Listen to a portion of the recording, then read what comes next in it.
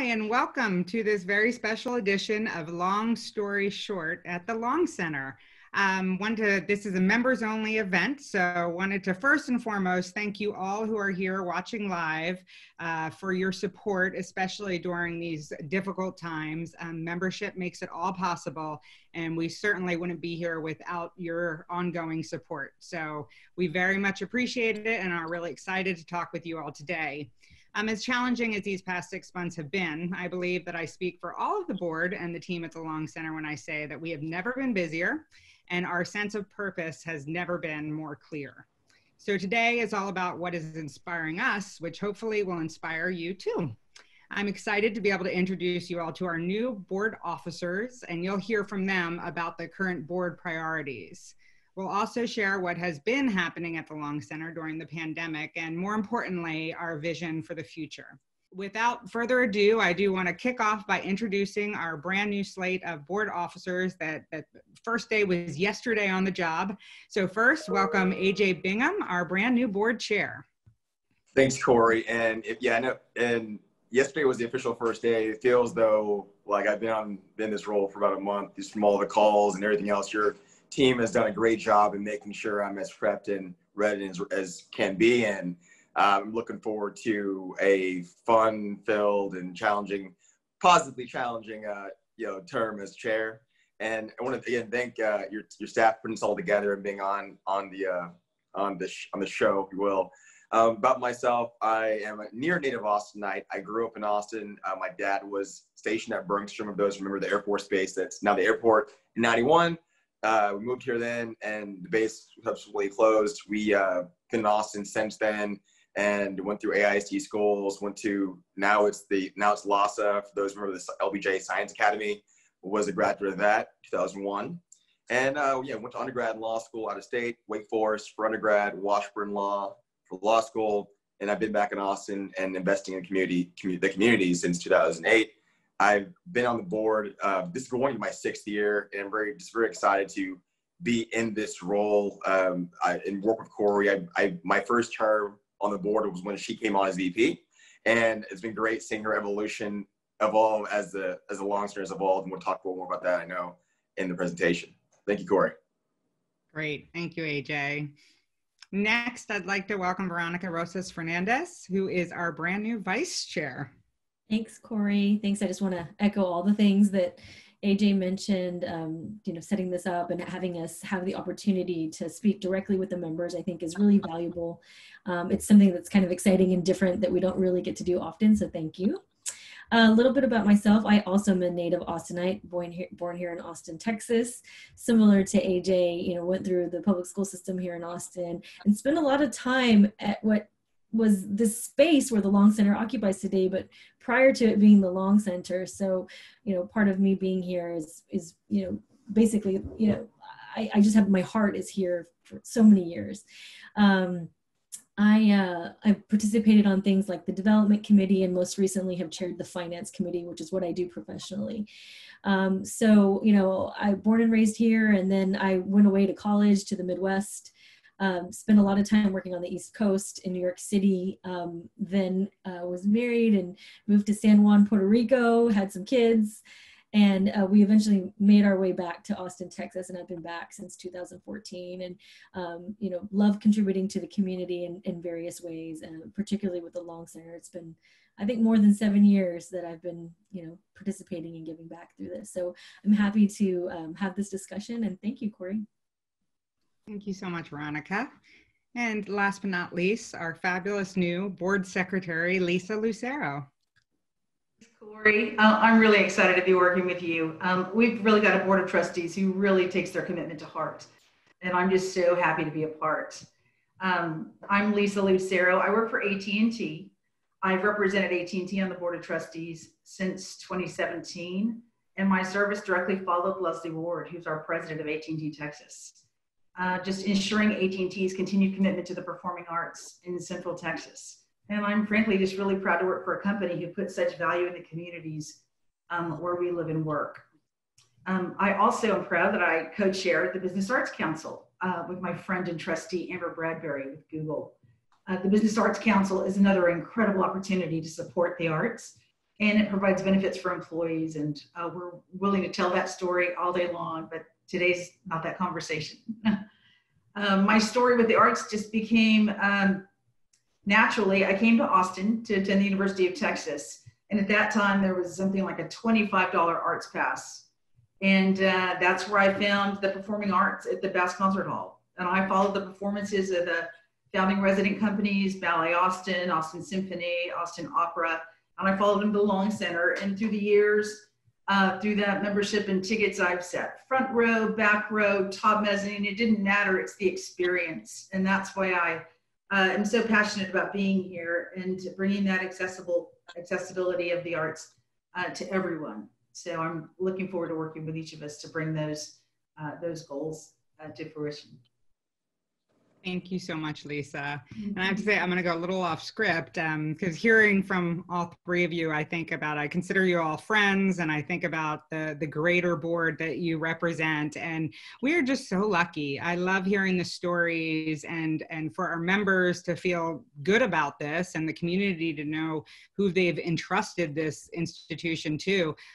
We have a board of up to 40 people, usually more in the 30s, but it is such an incredibly diverse, passionate board, and hearing your stories and what brought you to the Long Center and to service on the board is always inspirational to me. And I'm really lucky to get to work with this team of people. And it did occur to me as we were preparing for today that you may not have heard from me why I choose to be at the Long Center. And certainly some of the members probably don't know a whole lot about my background. And so I really think it can be summed up in two words: legacy and potential. As much as it's an honor of a lifetime, I also feel the very heavy responsibility that being the CEO of this iconic institution carries. In my 5 years at the Long Center, I've gotten to hear the stories about what this property means to so many of you, whether it was that your high school graduation was held at the old Palmer Auditorium, or you're here for the Long Center's grand opening celebration in 2008, or you knew someone who got engaged on the H-E-B terrace. I've also gotten to know so many of the incredible people that built the Long Center and heard about the marches to City Hall, the unprecedented Capitol campaign, and the 20 years of vision and work that actually preceded our grand opening. So as the city rapidly evolves and grows, the Long Center campus becomes more and more of a critical oasis in our bustling metropolis. It's a space where vital components of being a healthy city can thrive: expression, connection, empathy, understanding. And as someone who has lived in the nonprofit art sector for over 25 years, I can say it's rare to find an organization with such a storied legacy and strong foundation, but that also has so much incredible potential for growth and impact. Legacy and potential are what get me out of bed in the morning and make me excited every day to get to lead this amazing organization. I've never lost sight of the Long Center's commitment to our history and the soldiers of giants on which we stand. Preserving this beautiful patch of Austin in order to provide a permanent home for our symphony, opera, and ballet was our mandate and continues to be a top priority. But about 2 years ago, with Dell Hall nearly filled to capacity with our resident companies and traveling artists, the Long Center's leadership challenged ourselves to think strategically about how we can best serve an evolving population and the greater arts ecology in Austin by expanding our reach. What we decided is that our greatest competitive advantage outside of our incredible venue is our ability to serve the creative sector as a whole. We often say that the Long Center is agnostic. We are not beholden to profits or producing a particular art form or a university mission. We exist to serve all of Austin and ensure that the arts continue to thrive in the city that we love. And as they say, a rising tide raises all ships, and that is particularly true in the creative sector. So it was with incredible foresight that the board directed the Long Center on a path to serve our community of artists and creatives, as well as members of the community at large. We began to see ourselves not just as a producer or even a traditional presenting organization alone, but as a service provider, advocate, and a catalyst to advance the arts in Austin. I'm so grateful that we did that 2 years ago. when we left a sold-out performance of Harry Connick Jr. way back on March 10th and then shut down our campus 3 days later, I don't think any of us could have predicted the devastation that COVID would wreak on the world. The creative sector was particularly hard hit, relying on gathering people and philanthropy. We were among the first to close and most likely one of the last to reopen. But I'm reporting today to our members, our family, inspired. There is a renewed awareness of the weight of our responsibility, as well as a genuine belief in our potential and ability to play a lead role in carrying not only the Long Center, but all creative sector ships through COVID, recovery, and to a new chapter of extraordinary collaboration for the arts in Austin. The Long Center is poised and ready to be a vehicle through recovery and a foundational support system for the creative sector post-COVID. We actually recently conducted a comprehensive survey and received 2,500 responses. I read all of the free flow comments and was so deeply touched by how much the Long Center means to so many people and what we represent for so many Austinites. Community, creativity, hope, those things we need to rely on the most in a year like 2020. One comment that I mentioned, short and sweet, but it really hit home for me. It simply said, please survive. And I get choked up just talking about it. For me, it's captured the reality that we're all struggling with. Some of the most vital components that we rely on as Austinites and as human beings, frankly, are at risk of being lost. Today, we are confident that we will not only survive, but come out stronger and better positioned to serve our founding resident companies, local artists, Austin's entire creative sector, and every single Austinite who has been starving for a dose of community, creativity, and hope that the arts provide. 2 years ago, our board was critical in positioning us to rethink and expand our vision in reaction to a rapidly changing city. Today, the board is aligned in their vision and determined to amplify our services and support to the creative sector, especially now that the needs have grown exponentially given the pandemic. So I'm thrilled to now turn it over to our new officers who will share some of the priorities of our board that will help to guide our vision. First up is our board chair, AJ Bingham. Thank you, Cory. I want to start by saying diversity, equity, and inclusion, DEI's acronym, will overlay all that we do at the Long Center. Even before COVID, we knew that even before COVID, we were committed to providing spaces and stages to elevate voices of color. And the board is committed to ensuring that the Long Center is Austin's creative home for all Austinites of every color and identity, so they can see their experiences reflected at the Long Center and feel welcome. I think it's great. I personally feel honored to be part of a board leadership team that reflects has strong female leadership. 75% of our board represents people of color and representation from the LGBTQ plus community, all of whom are 50 or under, which really reflects the demographics of Austin. That will continue to be a prioritization for us to have that as we do board recruitment. We're also going to advance unique programming choices, as well as aligning with community partners to build bridges between the Long Center and communities of color. On the DEI front, we are excited to announce we'll be working with Dr. Kazike Prince, who is a well-known practitioner in the Austin area, with ensuring that the Long Center team is well-versed in DEI best practices, as well as that our internal policies and hiring processes reflect this commitment. We want to also ensure that we are partnering with other organizations that hold these same values, like EQ Austin and Six Square. So I'm really excited to be part of this. And I know these were conversations that were going on when I was still a board member, but now as chair, I'm looking forward to help steering those. Thank you so much, AJ. So true. And for those of you that missed it, we recently made Rollins Theater available to visit Austin to film a tribute to Austin's Black music legacy to benefit Six Square. And I think that's a great example of the kind of partnerships that you're going to see and the series that we're going to be developing. We basically turned Rollins Theater into a recording studio. And so stay tuned for lots of new partnerships and focus on a lot of voices of color from our community in the future. Up next, we have Miss Lisa Lucero. Cory, thanks AJ. That was well said, and I'm happy to add to this discussion because through diversity, we want to add accessibility to all of Austin, regardless of age, economic status, whether your preference of the arts, whether you join us for community engagement, a special artist, music, a 4th of July concert, or performance from one of our founding resident companies. We want the Long Center to be a place where everyone feels at home, a familiar stop, a feeling of pride of ownership, creating memories through a photo on the terrace or a friend gathering or a necessary stop for out-of-town visitors to take in the downtown skyline. It's all here and everyone truly is welcome. So I'm excited about our plans for new programming. We're bringing in voices of color, different art forms. This space belongs to the community. Our new programming is designed to go beyond the traditional audience and bring and use both indoor and outdoor spaces to capture your attention and bring you here from a memorable experience. Of course, we take great pride in being the home for the founding resident companies, Ballet Austin, Austin Symphony, and Austin Opera.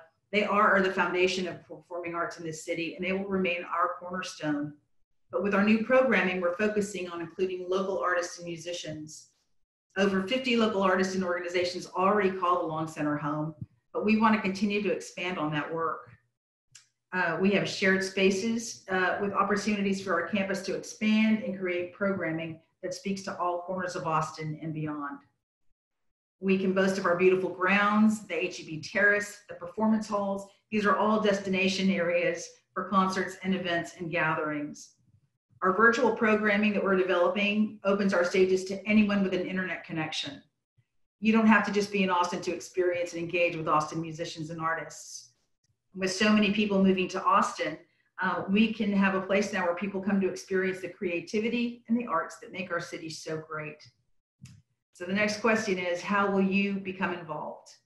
And we want to make that as easy as can be, and that's through our membership. We have memberships of every range that start as low as $10 a month. We invite you to go to our website where all of those memberships are listed individually, and we can cater one to you. We offer membership through our Business Arts Council, and we just feel sure that we've created an opportunity that you could reach out and find the perfect opportunity to fit both your budget and your entertainment preferences. Membership has been and continues to be the top priority for our board. This is what is going to sustain us and grow this beautiful space through the years. No matter what 2020 throws at us, thanks to the generous support of individuals, corporate contributions, and our Business Arts Council membership, we will continue to bring this important work to support the arts in Central Texas. I hope you'll join us today. Myself and the board stand ready to answer questions, to invite you, to introduce you, to tour, whatever you need. And we, again, invite you to join us today. Find those details on our website and find out more about our membership levels and how you can join. We all stand ready to welcome you. Thank you so much, Lisa. And you know, it's funny because we talk about the Rollins, we went virtual very quickly, more so to provide a platform for all of the wonderful virtual content that was happening with artists across Austin. And the timing is great. I actually just got one of our first questions. It's from an anonymous person that's asking what are some of the main findings that came out of the Long Center survey. And one thing that we heard is people are ready to come back. They're ready, they want to be a part of something. We're all sick of being home, but we've heard overwhelmingly it has to be done in a very safe way. And so, you know, we're looking at all the options, but by far using our outdoor spaces seems to be a really great way on top of the virtual options to start welcoming people back. We just recently had hosted the celebration for the 100th anniversary of women's suffrage. We're part of Univision's citywide Mexican Independence Day celebration on the terrace. And our members now will be among the first to hear that, you can't see it now, this is an old photo, but we actually have the park squares out on the lawn now, which are just painted squares and beautiful colors. And they are intentionally socially distant squares. And so we are going to be announcing in the next week or two some really exciting new partnerships with a lot of great brands here in Austin, where we will have the opportunity to be welcoming people back onto our lawn in a very safe environment in order to start enjoying live music together again. So please stay tuned for that. And also, the first thing that we had back in the house was the Austin Symphony Orchestra doing their virtual concerts. And I think we all had a tear in our eye, you know, seeing Dell Hall performance happening, even if it was virtually, you know, when we got to see that. So I encourage everybody to see what they're up to and to keep supporting virtually where you can, and hopefully we'll all be together on the lawn again soon. So next up is our wonderful Vice Chair, Veronica. Hey, well, thank you, Cory. Thanks for that insight. And I'm speaking, you know, to all the members that are here with us today. You may be asking yourself, you know, these are great ideas, these are fantastic things happening, but, you know, how do we make sure that financially during these times we're sustainable? And so I'm here to talk a little bit about the long-term financial sustainability for the Long Center. Just coming off, you know, leading the Finance Committee, I want everyone to be confident and sure that our board is paying very close attention to make sure that we have a long-term strategy and plan that is going to help us not only weather this very challenging time, but it's in the long run is going to be the best for the Long Center and actually for the creative sector as a whole in Austin.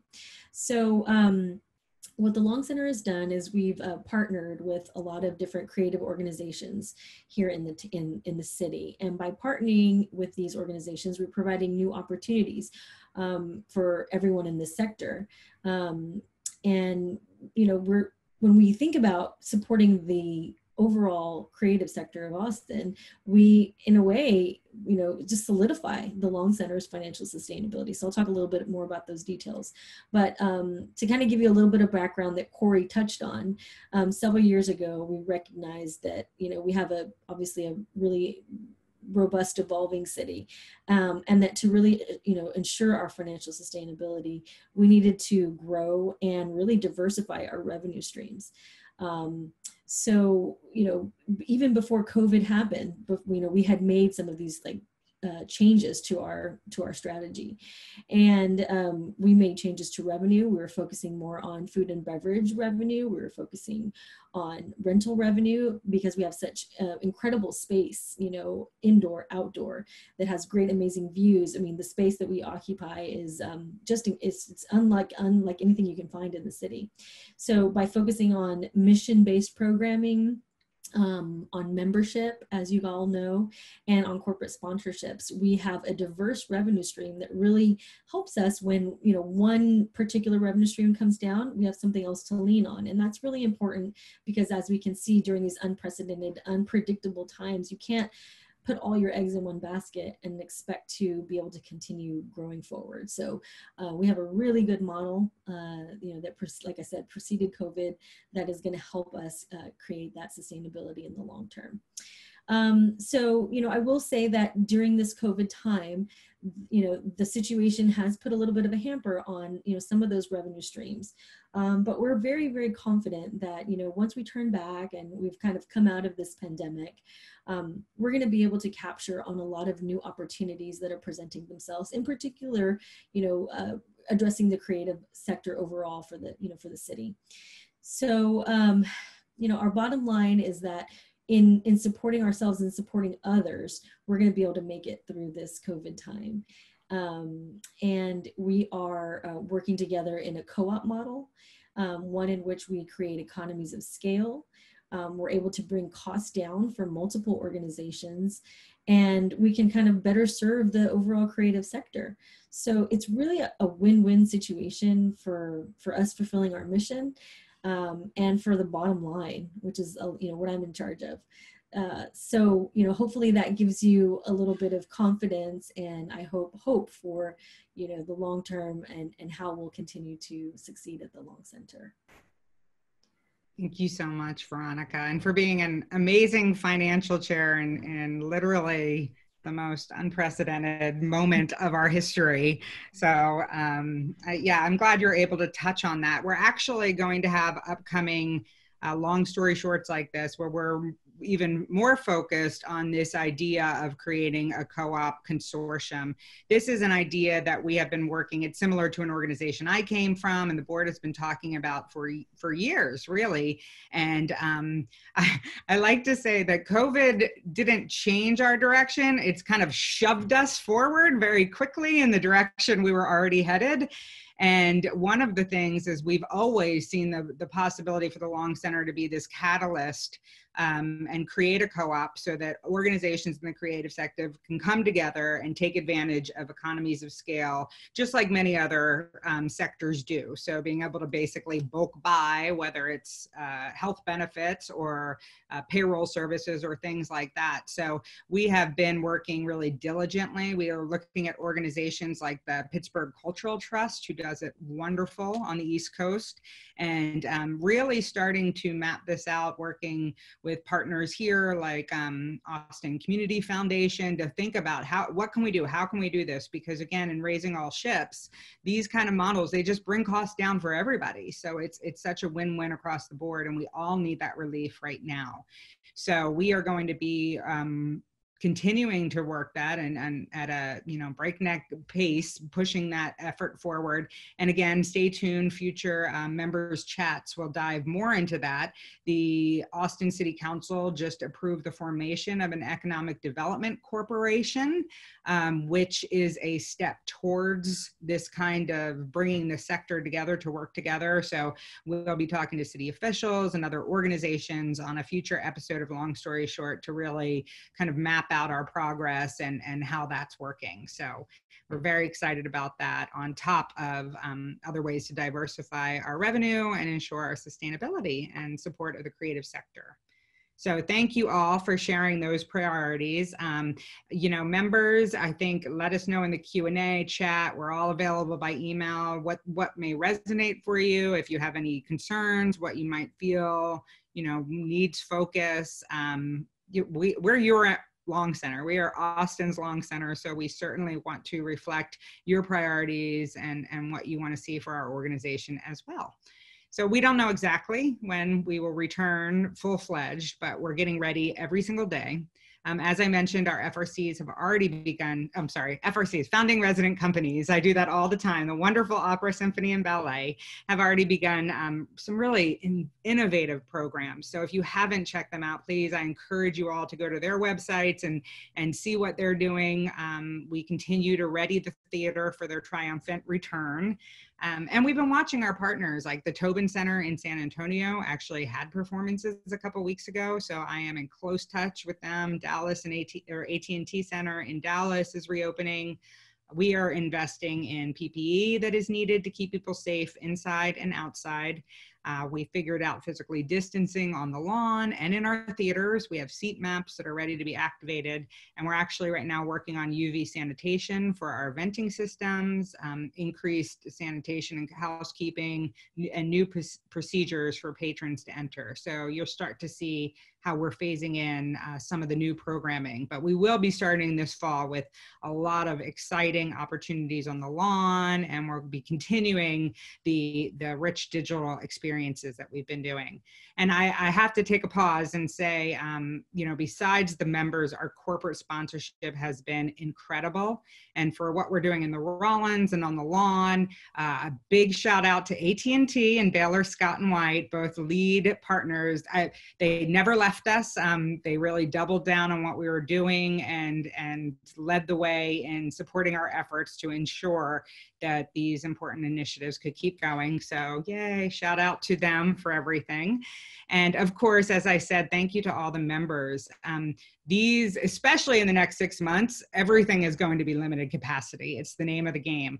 The good news is members will always get first bite of the apple. We fully expect that a lot of these offerings, given the survey results, people are gonna show up in droves and not being able to handle droves quite yet, we will make sure that our members get the first crack at being part of this exciting programming. So renew your memberships. Thank you for doing that. Please encourage your friends to get involved, and also watch your emails. Next Friday, we have some more specific announcements. Hopefully the ink will be dry and we can let members know about some really exciting partnerships and some schedules for upcoming performances.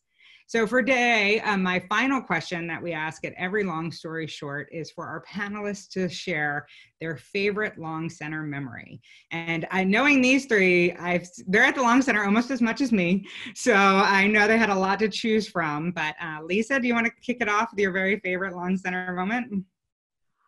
It's really hard to narrow it down.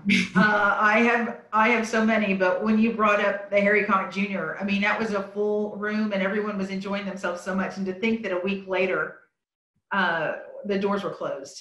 So that's the most immediate, but I'll add in there any 4th of July or Nutcracker, and the memories just flow. So thank you for letting me share that. Of course. Veronica?